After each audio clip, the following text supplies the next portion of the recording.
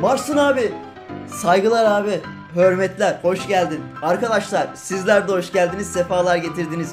Bir başka oyun hikayesi videosuyla karşınızdayım. John Marston'ın macerasına eşlik edeceğiz bu videomuzda. Şunu söylemek istiyorum, çok önemli, belki bilmeyenleriniz vardır. Red Dead Redemption 2 çıkıyor ama Red Dead Redemption'ın bir devamı değil, Red Dead Redemption'dan önce yaşanan olayları anlatıyor olacak. O yüzden bir karmaşıklık olmasın diye videonun başında da belirteyim istedim. Yani Red Dead Redemption 2'de olan olayların ardından Red Dead Redemption başlayacak. Niye oyunun ismini 2 koymuşlar onu bana değil Rockstar'a gidip söyleyin arkadaşlar. Kısa bir tanıtımımız var. Ondan sonra da videomuz başlıyor. Keyifli seyirler.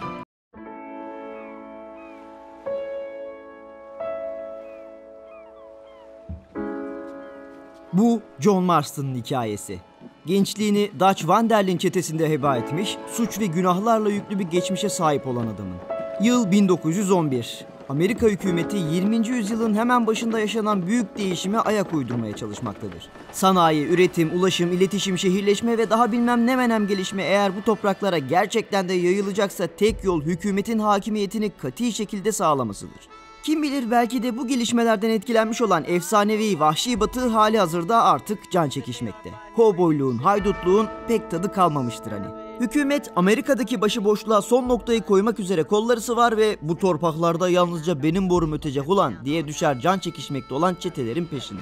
Bu çetelerden birisi de Dutch Van der Linde'nin başını çektiği Van der Linde çetesidir. İşte John Marston'ın macerası tam burada başlar. Kirli geçmişini ve Van der Linde çetesini geride bırakan ve çeteden tanıştığı Abigail yengemizle evlenen John Marston, oğlu Jack'i de yanına alarak gözlerden uzak bir bölgede çiftliğini işletip helal ekmek peşinde koşmaktadır. Ancak hükümete bağlı araştırma bürosu ailesini kaçırır ve John Marston'a ailesini ve özgürlüğünü geri kazanmak istiyorsa eski çete arkadaşlarından Bill Williams'ını ölü veya diri kendilerine getirilmesi şartını koşar. Geçmişinden öyle kolaylıkla kurtulamayacağını anlayan John Marston emri yerine getirmek için hükümet ajanları Edgar Ross ve Archer Fordham eşliğinde tıpış tıpış trene atlar ve Armadillo'ya doğru yola koyulur. Armadillo'ya varan John Marston burada devlet tarafından tutulmuş rehber Jack'le beraber Mercer Kalesi'ne yani Bill Williams'ın ve çetesinin bulunduğu mekana doğru at sürer. Kaleye vardıklarında rehber Jack benim işim bu kadardı abi mesaim bitti ben kaçar diyerek Marston'ı eski silah arkadaşıyla baş başa bırakır. Mercer Kalesi'nin kapısına dikilen Marston birkaç kez Bill Williams'ın adını ünler. Bill, I've come for you. Bill Williamson! Come out here right now!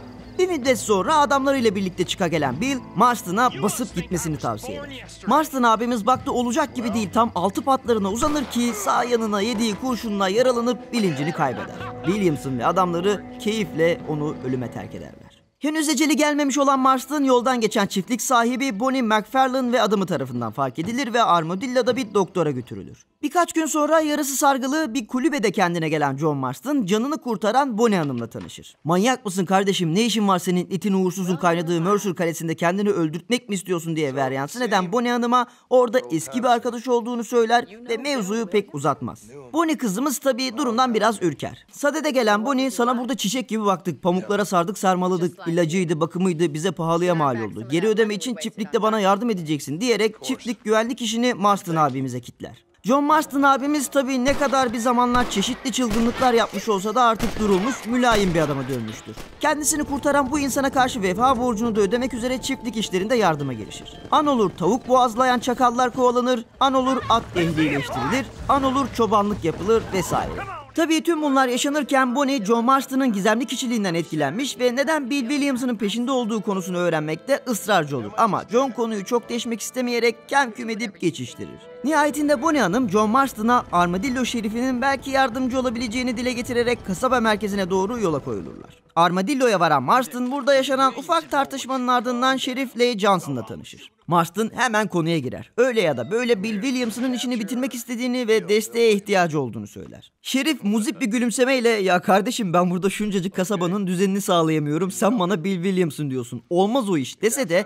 John Marston'ın kasabada düzeni sağlaması konusunda destek vermesine karşılık yardım eli uzatmayı kabul eder. Marston ve Şerif kasaba ve çevresine musallat olan suç gruplarını tek tek avlamaya başlar. Bu konuda da iyi iş çıkarırlar. Bir kovalamaca sırasında Bill Williamson ve John Marston bir kez daha karşı karşıya gelir ancak Williamson topuklayarak kaçarken işi bitirmesi için sağ kolu Norman Deake'i geride bırakır. Marston ve Şerif'in ekibi el birliğiyle Norman Deake'i canlı olarak ele geçirmeyi başarırlar. Şerif'in azıcık akıldan kıt yardımcısı Eli tüm bu olaylar esnasında saygın doktor Nigel West Dickins'ın kaybolduğunu ve hiçbir yerde kendisini bulamadıklarını söyler. Marston, Şerif'e de vermiş olduğu söz gereği bu saygın doktoru aramak için yola koyulur.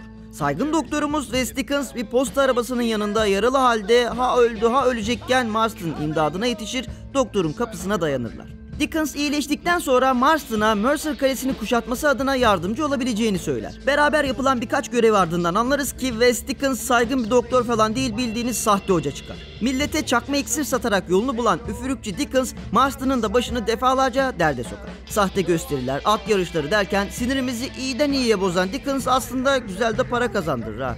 Dickens ayrıca kale kuşatmasında bize yardımcı olacak yeni insanlarla da tanışmamıza vesile olur. Bu esnada Bonnie Hanım'ın çiftliğinden bir haber ulaşır kovboyumuza. Bonnie McFarlane'in babası kayıptır ve kendisinden yardım istenilmektedir. Marston atlar atına, kendi derdine dert katan bir başka görevin peşinden düşer yollara. Nihayetinde Bonnie Hanım Marston'ı hayata döndüren kişidir ve bu vefa borcu öyle birkaç çiftlik işiyle ödenmez. Bonnie ve John kısa süre içerisinde baba McFarlane'ı bulurlar. Yolda saldırıya uğramış baba McFarlane pek çok adamını çatışmada kaybetmiştir. Kimdir, neyin nesidir bu saldırganlar derken çiftliğe döndüklerinde mekanın Marmara çırası gibi yandığını görürler. Bill Williamson ve adamlarının parmağı olan bu saldırıda esas adamımız John Marston ahırda kısılı kalan atları büyük bir cesaret örneği göstererek kurtarır ve McFarlane ailesinin gönlünü kazanır. Bonnie Marston'a hafiften bir yanlar ama John Marston'ın gözü eşinden başka kimseyi görmemektedir. Başından geçenleri de Bonnie'ye anlatır. Evli olduğunu duyunca Bonnie biraz bozulur ama arkadaş kalmasını da bilir. Neyse dönelim konumuza, yoksa Yeşilçam dramasına ramak kaldı. Marston çiftlik saldırısı sonrası Williamson'ı bir an önce indirmek için Mercer Kalesi'ni kuşatma işini hızlandırmak ister. West Dickens kuşatmanın iyi planlanması için bir dönem Mercer Kalesi'nde kalmış, Bill Williamson'ın pis işlerini yapmış Seth denilen bir adamın yardımcı olabileceğini söyler. Böylelikle koyuluruz Seth'in peşine, çok geçmeden buluruz da. Fakat Seth kafadan kırıktır sevgili izleyici. Annesi küçükken fazla sıkı kundakladığı için bir müddet beynine kan gitmemiş ve sonuçsa bu. Tövbe yarabbi, evlerden ırak bir adam. Yazık. Her neyse. Baktın deli dön geri derler ama bildiğiniz gibi John Marston'ın eşi ve çocuğu devlet tarafından tutsak tutulurken Marston bu çileyi çekmek zorundadır. Hazine bulmakla kafayı bozmuş olan ve mezarcılıkta sınır tanımayan Seth, Marston'dan hazinesini bulması konusunda yardım ister. Hayda. Marston Seth'in suyuna gider, yav he he diyerek mecbur kendisine yardımcı olur. Nihayetinde hazine bulunur ama Seth büyük bir hayal kırıklığıyla karşılaşır. Ancak yine de John Marston'a kuşatmada yardımcı olacağı sözünü verir. Ancak ortada hala büyük bir problem var. Bir kaleyi titretmeye yetecek güçte bir silah. Bir mitralyöz eksik. Sahte hoca West Dickens bizi bu kez de Irish isimli bir adama yönlendirir. Bulduğumuzda öldürülmek üzere olan Irish'i ve bize mitralyöz için mühimmat sağlayacak olan Shaky isimli arkadaşını kurtarırız. İrlandalı aksanıyla gevrek gevrek konuşan ve pek de güven vermeyen ayyaş Irish, mitralyözün bir barakada tutulduğunu söyler. Barakaya vardıklarında ortadan kaybolan Irish, Marston'ı bir grup adamla çatışmak zorunda bırakır. Üstelik aradığı mitralyöz de orada değildir. Haliyle tepesi atan Marston, Irish'i bir köşede enseler. Irish yalvarır, yakarır, kötü niyetim yoktu abi der. John Marston en kısa sürede silahı bulamazsa Irish'in kafasında bir delik açıp bir işe yaramayan beyninin akışını seyredeceğini söyleyince tansiyonu yükselen Irish silahın bir madende tutulduğunu bülbül gibi şakıyarak Marston'la madene bir baskın düzenler. Nihayetinde silah bulunmuştur. Ancak tam bu esnada korkunç bir haber alınır. Bonnie Hanım Bill Williamson'ın adamları tarafından kaçırılmıştır. Şayet Williamson'ın sağ kolu Norman Deake teslim edilmezse Bonnie'nin korkunç bir kaderle karşılaşacağı ilan edilir. John Marston hiç vakit kaybetmeden Şerif Johnson'la düşer yollara. Bonnie'nin babası Marston'ı suçlar. Ya dur dayı gözünü seveyim, şu bıyığından utan. Kurtaracağız elbet kızını, ne çemkiriyorsun öyle. Neyse. Randevu noktasına varıldığında bunun bir tuzak olduğu anlaşılır ve ortalık karışır. O hengame arasında Bonnie'yi asarlar ama Hak Teâlâ'ya kavuşmadan evvel John Marston Bonnie'yi kurtarmayı başarır. Sıra suyu çoktan ısınan Bill Williamson'dadır.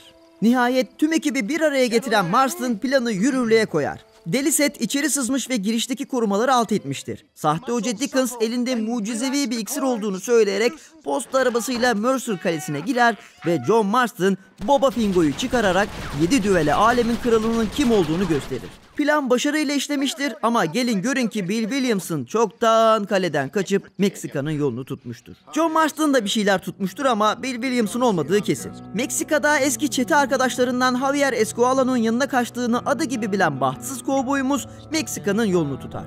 Irish'in de yardımıyla Meksika sınırını geçen Marston burada Irish'le helalleşir ve farklı yollara koyulurlar. John Marston bir bakar ki burası Meksika değil Orta Doğu sanki. Herkes bir taraf olmuş birbirinin ümüğünü sıkma derdinde. Meksika ordusunun yönetimde olduğu memlekette askeri yönetime karşı devrimci grup ve Meksika ordusu karşı karşıya, ortalarındaysa John Marston. Bill Williamson ve Escuala'nın yerini bilse yönetim bilir diyen ve Meksika ordusunun kapısını çalan Marston yüzbaşı De Santa ile tanışır. Yerel yönetimin başında olan Albay Allende'nin hırslı, gözü dönmüş ve ahlaksızlığın dibine vurmuş olan sağ kolu De Santa, aradığı kişiler Bill Williamson ve Javier Escuala'nın devrimciler tarafından korunduğunu ve aynı tarafta savaşmaları gerektiği konusunda Marston'ı ikna eder. Bir kez daha istemeden de olsa maşa görevini üstlenen kovboymuz tren koruma görevlerinden tutun da köy yakmaya kadar pek çok işe bulaşmak zorunda kalır. İçi el vermez ama iki eli de çoktan kana bulanmış bu adamın tek amacı ailesine kavuşmaktır. Nihayetinde devrimcilerin lideri Rice, Marston'ın da büyük çabalarıyla yakalanır. Bu esnada kahramanımız bir zamanlar vahşi batıda fırtınalar estiren ama şimdilerde Meksika'da emekliliğin tadını çıkaran London Ricketts'la tanışır. Ricketts yerel halka yardım etmekte, sıkıntılarını gidermeye çalışmakta ve geçmişte karıştığı katliamlardan ötürü vicdanını biraz olsun rahatlatma peşindedir. Marston'a birkaç yeni hareket öğreten London Ricketts, Meksika ordusu tarafından kaçırılmış genç ve masum bir öğretmen olan Luisa Fortuna'yı kurtarmak için, evet bildiniz, Marston'dan yardım ister. Öfler pöfler ama girdik nasıl olsa bir bataklığa diyerek Marston yardım elini uzatır. Luisa Fortuna devrimcilerin lideri Abraham Reyes'in kız arkadaşıdır. Ya da Luisa en azından öyle olduğunu sanıyor. Bu sefer de kendini devrimcilere yardım ederken bulan Marston adeta bayık bir Türk draması tadındaki bu olayların ortasında ve boğulmaya başlamışken Luisa perişan halde kendisinden yardım dilenir. Ha söyle yavrum, senin derdin ne? Karım çocuğum evde beni bekliyor, siyasetinizin de devriminizin de bin belasını demez. Luisa hem devrimin lideri hem de sevgilisi olan Reyes'in idam edileceğini ve bunu yalnızca gözü pek kahramanımız Marston'ın durdurabileceğini söyler. LPG'li değildir, gazda çalışmaz tabii John Marston ama Meksika ordusunun yaptığı zulümlere de tanıklık etmiş, hatta istemeden de olsa birinci elden yardım etmiş olmanın getirdiği sorumlulukla belki de atını atlar, silahını kuşanır ve devrimci lideri kurtarmaya yola koyulur. Reyes'in idamını kıl payı engeller. Şimdi diyeceksiniz ki bu ne iş kardeşim? Bir o saftayız bir bu safta. Ey izleyici, at izinin it izine kavuştuğu yerde yüreğin ve silahından başka kimseye güvenmeyecek ve yalnızca vicdanının sesini dinleyeceksin. Tıpkı Marston abimizin yaptığı gibi. Ve nihayetinde mutlu haber Albay Allende'den gelir. Marston'cığım, aradığın adamlar Javier Escualo ve Bill Williamson'ı bulduk, gel bizim kilisenin oraya diye bir buluşma ayarlar. Kiliseye giden Marston suratından uğursuzluk akan yüzbaşı De Santa tarafından tuzağa düşürülür. Siz sevgili izleyicilerimizin içinden geçirdiklerini bizzat Marston'ın yüzüne söyler. Bu ne lan, bir o saftasın bir bu safta, keriz miyiz biz diye Marston'a saldırır. John Marston'ın tam defteri dürülecekken devrimci lider Reyes Marston'ı kurtarmak için Meksika ordusuyla bir savaşa tutuşur. Allah'ın sevdiği kulu Marston bir kez daha paçayı kurtarır. Devrimci lider Reyes ülkenin başına geçtiğinde memleketi çiçeklerle donatacağını, fakirliğin son bulacağını, doları eski kur seviyesine çekeceğini falan anlatırken bir yandan da Meksika ordusunun devirecek saldırının hazırlıklarını gerçekleştirir. Büyük taarruzun başlamasına ramakkala hain De Santa'nın yeri tespit edilir ve nihayet bizi sırtımızdan vuran De Santa ele geçirilir. Eşek sudan gelene kadar güzelce bir yumuşatılan De Santa meğerse uzun süredir Bill Williamson'ın yerini biliyormuş. İyi mi? Yeri öğrenen Marston artık bu veledi zina ile işi olmadığı için kafasına bir tane sıkıp yola koyulur. Ancak gebermeden önce bile yalan söylemeyi başarabilen De Santa bize yanlış adres vermiştir.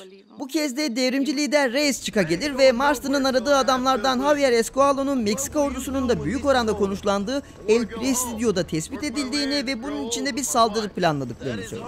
İnan bana sevgili izleyici, ben de güvenmiyorum artık bu heriflere.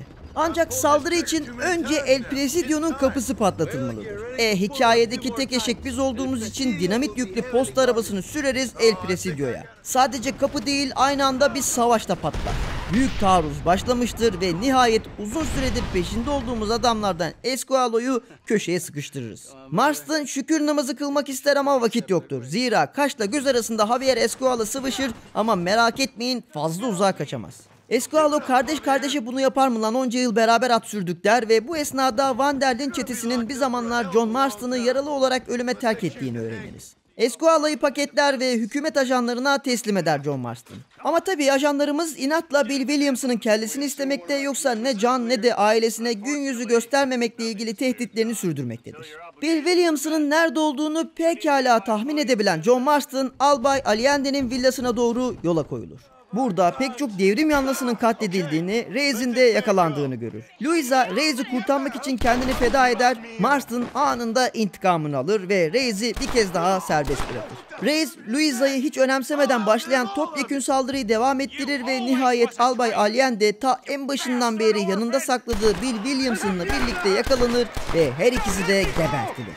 Marston görevini nihayet tamamlamış olmanın getirdiği keyifle bir başka güç manyağı olmuş Reyes ve Meksika'ya veda eder, köyüne döner. Evine, eşi ve oğluna kavuşmanın hayaliyle yanıp tutuşan kahramanımızın mutluluğu maalesef kısa sürer. Görevim bitti, hadi bana müsaade diyen John Marston'a son bir iş daha çıkar. Araştırma bürosu hayatta olduklarını tespit ettikleri Van der Linde çetesinin eski lideri Dutch Van der Linde'nin yakalanmasını istemektedir. Dutch, Kızılderililerden oluşan yeni bir çete kurmuş ve faaliyetlerine devam etmektedir. John Marston isyan bayrağını çeker, ortalık gerilir, karşılıklı tehditler savrulur ama el mahkum kahramanımız bir kez daha yollara vurur kendini. Kabilesini Dutch'ın elinden kurtarmak için devlet adına çalışan Kızılderili Nastas'la işbirliğine giden John Marston, Yale Üniversitesi'nden kalkıp buralara kadar Kızılderili ve insan barbarlığını yakından araştırmak isteyen esrar bağımlısı Harold McDougall'ı da gruba dahil eder. Dutch önce bir bankada kıstırılır ama masum bir kadını öldürerek kaçmayı başarır. Hükümet görevlileri Dutch'ın kaçışından dolayı John Marston'ı suçlar. Dutch kaçmadan evvel Marston ve Dutch arasında etkileyici bir konuşma yaşanır bu esnada. Bir zamanlar beraber yaptıkları şeylerden, Marston'ın karısı ve çocuğundan, çetenin onun nasıl ölüme terk ettiğinden konuşulur. Dutch, çetedeki herkesin karısı Abigail ile birlikte olduğunu ama Marston'ın Abigail'i kurtarmak için onunla evlendiğini anlatır vesaire. Ulan bu ulu orta söylenecek şey mi şimdi? Neyse. Tüm bunlara Red Dead Redemption 2'de zaten birebir şahitlik edeceğiz. Nihayetinde Nastas kabilesiyle iletişime geçerek Dutch'ın adamlarıyla bir görüşme ayarlar. Birisi bu çılgınlığa son vermelidir artık. McDougall da bu buluşmaya gelir fakat işler tepetaklak olur. Görüşme bir saldırıya dönüşür. Nastas öldürülür, Marston ve McDougall canını zor kurtarır. Hatta bu olaydan sonra McDougall trene atladığı gibi gerisin geri üniversitesine döner. John Marston yaşanan olayların ardından Ajan Rosa ailesinin ne pahasına olursa olsun görmek istediğini söyler, ancak bu sırada Dutch Van der Linde'nin yeri de tespit edilmiştir. Amerikan ordusu son teknoloji silahlarıyla saldırı hattını oluşturur. Tabii ki John Marston bu saldırıda önderlerden birisi olacaktır. Marston saldırıya doğru ilerlerken gerçekten de bir çağın kapanmak üzere olduğunu görür. Makinalı silahlar ve atların yerini alan zırhlı araçlar bu diyarın artık ona çok yabancı geldiğini göstermektedir. Medeniyet dedikleri bu muydu yani? Marston bir silkelenip kendine gelir, amacını hatırlar ve atını bu son saldırı için ileri sürer. Son bir savaş. Bütün kavgaları bitireceği iddia edilen son bir kavga. Çatışmalar ve kovalamacaların ardından John Marston, efsanevi Van der Linde çetesinin lideri, eski silah arkadaşı, ustası Dutch Van der Linde'i bir uçurumun köşesinde sıkıştırır. Dutch, değişimle mücadele edemeyeceklerini ve o ölse dahi hükümetin bir başka canavar bulacağını, çünkü bu şekilde kazanç elde ettiklerini söyler ve ekler.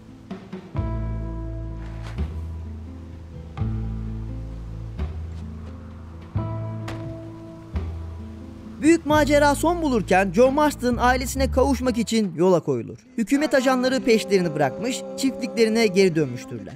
Hasret giderilir. John pek de detaya girmeden ailesine başından geçenleri anlatır. Öte yandan yapılacak çok iş vardır bu yeni hayatta. John çiftliğe yeni atlar getirir, kazandığı parayla sürüyü genişletir, oğlu Jack'e avlanma dersleri verir, hatta bir keresinde bir ayının pençelerinden kurtarır oğlunu. Yaşlı amcayı çiftlikle ilgilenmediği için fırçalar, Bonnie Hanım'ın mahsulü haşereler tarafından mahvedildiği için kendi mahsullerinden alıp eşiyle destek olmaya giderler. Bizim yenge Bonnie'yi kıskanır, Bonnie yengeyi kıskanır, çay içmeye bekleriz, bayramda görüşürüz muhabbetleri döner. John Marston bir zamanlar olduğu kötü adamın bedelini ödemiştir.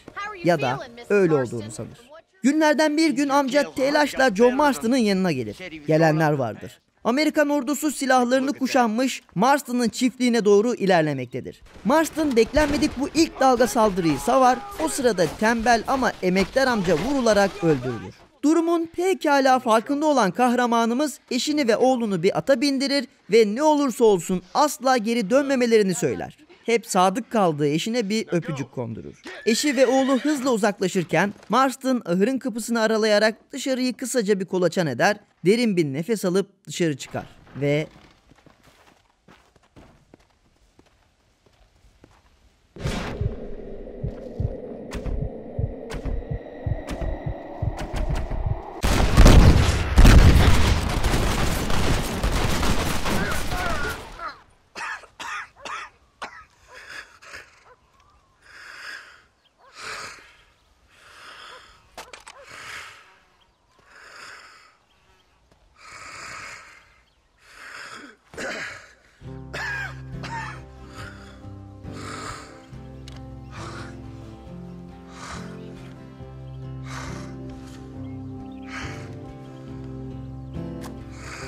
Marston canını vermiş ama ailesini de özgürleştirmiştir.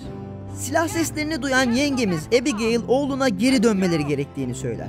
Manzara karşısında gözyaşı dökmek dışında pek de yapılacak bir şey yoktur hani.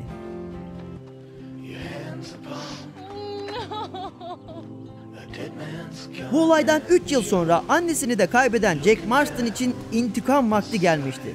19 yaşındaki Jack silahını kuşanır, atına atlar ve babasını beklenmedik bir anda sırtından bıçaklayan, şimdilerde ise emekliliğin tadını çıkaran Edgar Rose'un peşine düşer. Irmak kenarında keyifle balığını avlayan Edgar Rose'a kendini takdim eder ve babasının intikamı için geldiğini söyler. Düelloya tutuşurlar ve haysiyetsiz, adi, ciğeri 5 para etmez Edgar Rose, Jack Marston tarafından delik deşik edilir. Hikaye pek çokları için burada son bulur. Ancak olur da oyunda satılan son gazeteye şöyle bir göz gezdirirseniz, hikayedeki tüm dostlarımızın akıbetini anlatan haberlerle karşılaşırsınız.